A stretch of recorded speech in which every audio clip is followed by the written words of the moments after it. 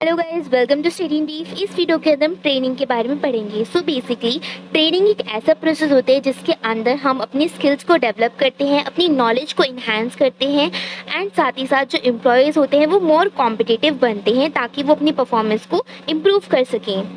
Now training के various methods होते हैं। So the very first method of the training is on the job training.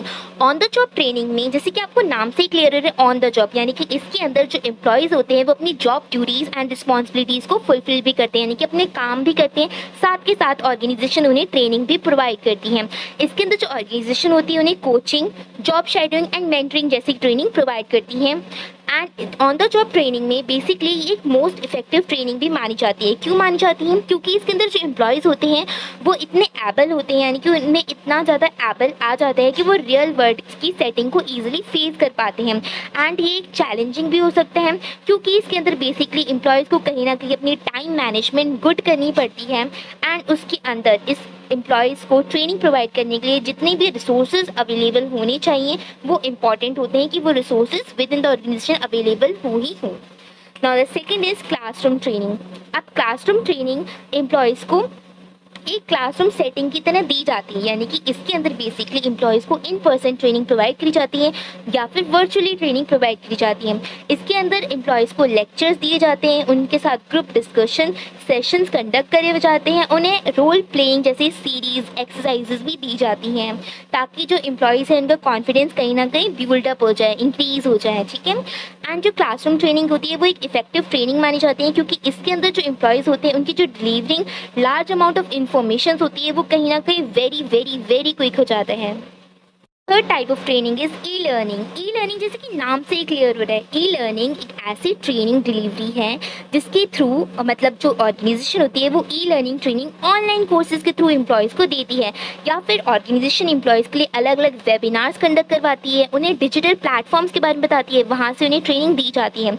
E learning training पूरी की पूरी flexible होती है। क्यों फ्लेक्सिबल होती है? क्योंकि ये तो इंटरनेट लर्निंग ट्रेनिंग है, तो आप कहीं पर भी बैठकर इस ट्रेनिंग को ईजिली ले सकते हैं।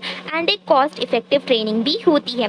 ये एक चैलेंजिंग भी है क्योंकि इसके अंदर जो एम्प्लॉयज़ होते हैं उन्हें कहीं ना कहीं अच्छे तरीके से इंगेजमेंट होना बहुत ज़्यादा रिक्वायरमेंट होता है, यानी कि अगर आपका ध्यान भटका तो आप इस ट्रेनिंग में सफल नहीं हो पाओगे। तो इसके अंदर एम्प्लॉयज़ को कॉन्सेंट्रेशन की बहुत ज़्यादा ज़रूरत होती है। Fourth is simulation.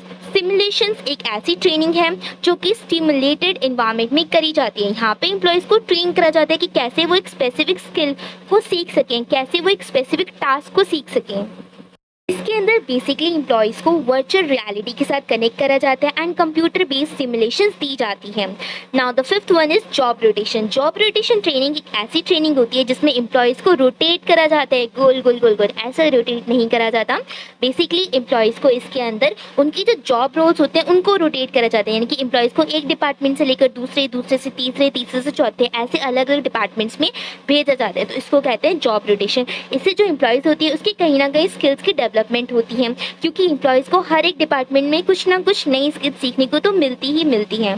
Job rotation एक इफेक्टिव ट्रेनिंग होती है क्योंकि इसके अंदर जो ब्रॉड रेंज ऑफ स्किल्स है वो कहीं ना कहीं एम्प्लॉयज़ के शार्प होते हैं, डेवलप्ड होते हैं। Now the sixth one is conference and workshops. इसके अंदर बेसिकली एम्प्लॉयज़ को एक्सटर्नल ट्रेनिंग प्रोवाइड की जाती है जहाँ पे इवेंट्स को कंडक्ट करा जाता है जैसे कि कॉन्फ्रेंसेस, वर्कशॉप्स एंड सेमिनार्स। इसके अंदर जो एम्प्लॉयज़ होते हैं वो न्यू इंडस्ट्री के बारे में, उनकी ट्रेंड्स के बारे में सीखते हैं, प्रैक्टिसेस के बारे में सीखते हैं। कॉन्फ्रेंसेस एंड वेबिनार्स कहीं ना कहीं एम्प्लॉयज़ के लिए एक इफेक्टिव लर्निंग भी हो सकते हैं क्योंकि इसके अंदर एम्प्लॉयज़ को क्या मिल रहा है? न्यू इंडस्ट्री ट्रेंड्स के बारे में मिल रहा है, उन्हें जानने के बारे में मिल रहा है। एंड ये कहीं ना कहीं एक्सपेंसिव भी हो सकते हैं अटेंड करने के लिए, कॉस्ट मनी तो चाहिए। ठीक है। And the seventh one is cross functioning training. Cross functioning training एक ऐसी ट्रेनिंग होती है जो कि एम्प्लॉयज़ को दी जाती है अलग अलग डिफरेंट एरियाज़ में।